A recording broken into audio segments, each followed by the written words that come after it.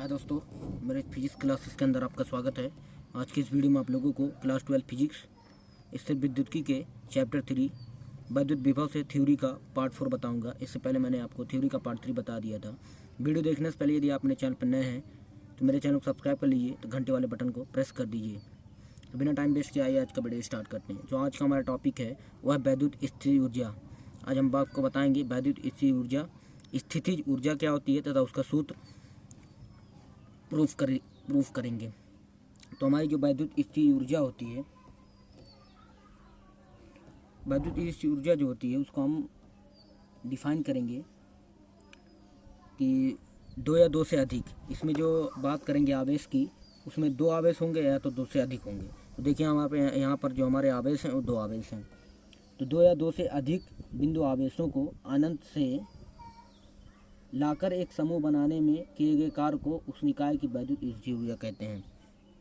देखिए हम यहाँ पर दो या दो से अधिक आवेश लेंगे, दो लेंगे या तो दो से अधिक लेंगे। बिंदु आवेशों को अनंत से लाकर एक समूह बनाने में किए गए कार्य को उस निकाय की वैद्युत स्थिर ऊर्जा कहते हैं। अब देखिए यहाँ पर हम लिख के भी आपको बता देते हैं।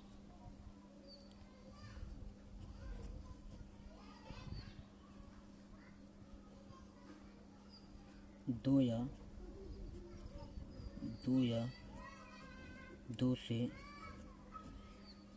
दो से अधिक बिंदु आवेशों को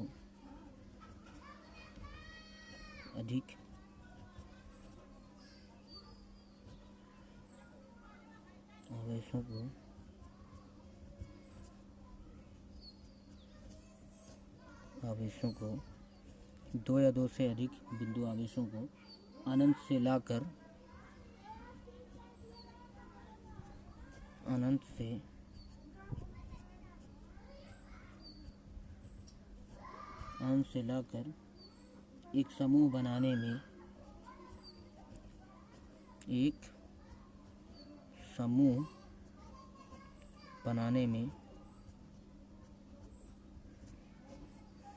एक समूह बनाने में किए गए कार्य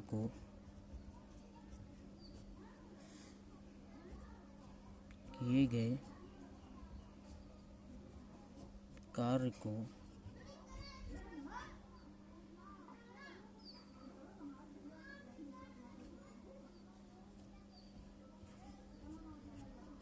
उस निकाय की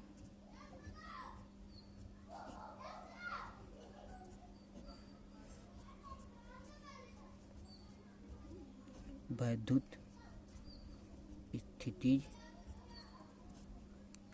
ऊर्जा कहते हैं। देखिए यहाँ पर दो आवेश था, दो या दो से अधिक आवेशों को अनंत से, कहाँ से लेंगे हम, अनंत से लाकर एक समूह बनाने में किए गए कार्य को उस निकाय की वैद्युत ऊर्जा कहते हैं। जो कार्य कर रहे हैं समूह बनाने में, उसी निकाय को ही उस निकाय की वैद्युत ऊर्जा कहते हैं। उस निकाय की वैद्युत स्थितिज ऊर्जा कहते हैं। उसी कार्य को ही, समूह बनाने में जो कार्य हमको करना पड़ रहा है वही वैद्युत स्थितिज ऊर्जा कहलाता है। यानी कार्य जो है वैद्युत स्थितिज ऊर्जा के तुल्य है। तो ये हो गया। अब आगे करना है डेरिवेशन ऑफ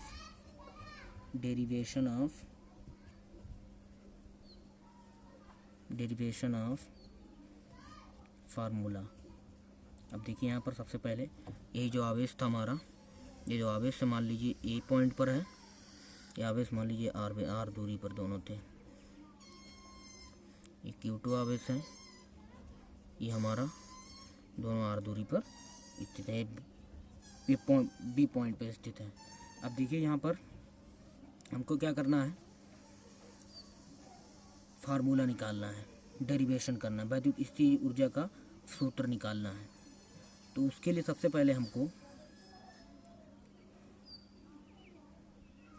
बिंदु आवेश Q2 को अनंत से B तक लाने में कार्य करना। जो कार्य अनंत से B तक लाने में हम ये जो Q2 आवेश है इसको मानेंगे ये अनंत पर रखा हुआ है। इसको अनंत से B तक लाने में जो कार्य करना पड़ेगा पहले हम उसे निकालेंगे। तो इसके लिए देखिए यहाँ पर सबसे पहले आप लिख लीजिए, यहाँ लिख लीजिए, माना माना दो बिंदु आवेश Q1 व माना दो बिंदु आवेश Q1 व Q2 एक दूसरे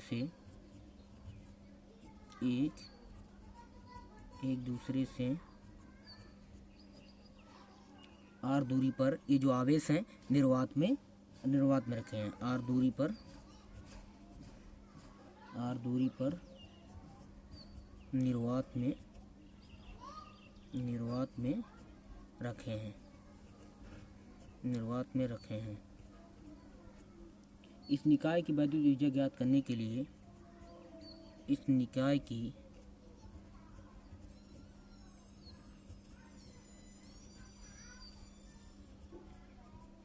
वैद्युत स्थिति ऊर्जा ज्ञात करने के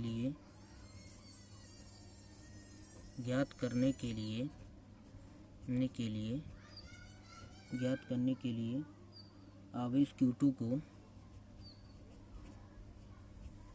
आवेश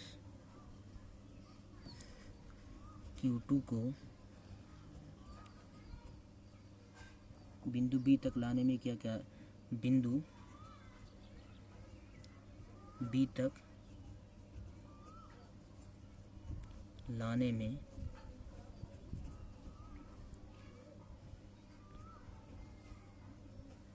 किया गया कार्य ज्ञात करना होगा।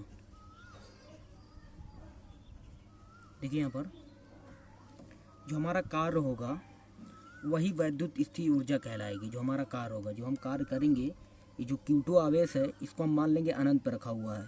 अभी तो यहाँ रखा हुआ है लेकिन दिख नहीं रहा है, यहाँ मान लेंगे अनंत पर रखा हुआ है। इसको अनंत से B तक लाने में जो कार्य करना पड़ेगा वही हमारी वैद्युत स्थिति ऊर्जा कहलाएगी। जो हम कार्य निकाल लेंगे वही वैद्युत स्थिति ऊर्जा के इक्वल हम उसको कर देंगे, तो हमारी आ जाएगी वैद्युत स्थिति ऊर्जा। तो आइए आगे देखते हैं।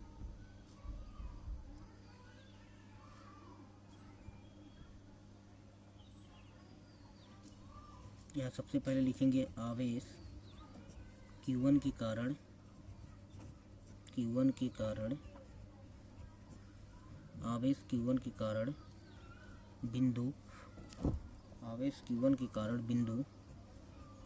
बिंदु B पर विभव।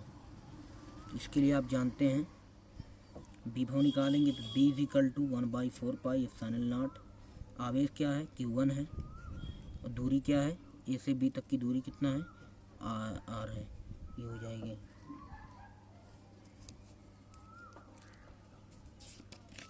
आगे देखिए,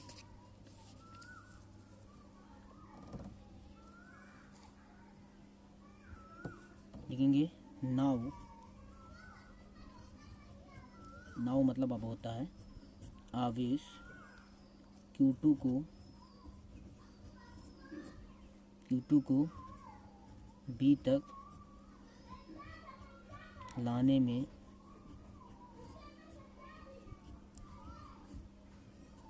किया गया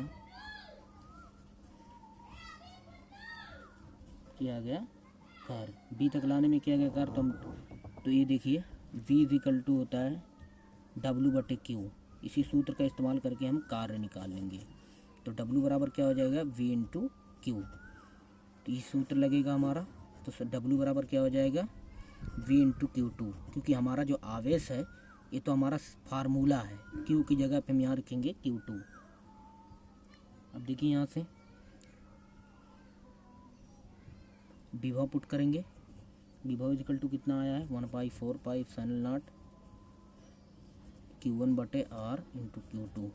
तो W = हो जाएगा 1/4 pi epsilon not Q1 Q2/R। अब निकाय की वैद्युत स्थिति ऊर्जा नाउ निकाय की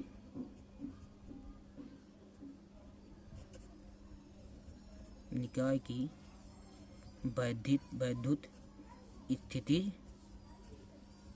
ऊर्जा, ये जो ऊर्जा होगी बराबर किया गया कार्य होगा। किया गया निकाय की वैद्युत स्थिति ऊर्जा को हम लिखते हैं स्मॉल ओ कैपिटल यू से, और किया गया कार्य डब्ल्यू होता है बराबर 1/4 pi epsilon not Q1 Q2 बटे R हो जाएगा। ये हमारा आ गया। ये अगला टॉपिक हम जो पढ़ेंगे वो होगा विभव प्रवणता। अब पढ़ेंगे विभव प्रवणता। विभव प्रवणता क्या होती है? विभव प्रवणता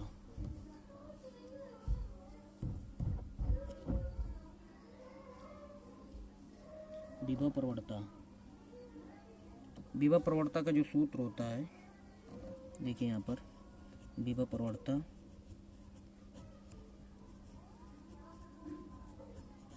प्रवणता बराबर होती है विभव में परिवर्तन बटे दूरी में परिवर्तन। तो विभव में परिवर्तन यानी डेल्टा भी परिवर्तन जब की बात करें तो डेल्टा लगता है, दूरी में परिवर्तन डेल्टा एक्स। अब अगर इसकी परिभाषा की बात की जाए तो आप लिख देंगे विभव में परिवर्तन तथा दूरी में परिवर्तन के अनुपात को विभव प्रवणता कहते हैं। अगर जो डिवाइड में दिया हुआ है तो उसकी डिफिनेशन सिंपल से लिख दीजिए, विभव में परिवर्तन तथा दूरी में परिवर्तन के अनुपात को ही विभव प्रवणता कहते हैं। तो आज के लिए इतना ही। Thanks for watching.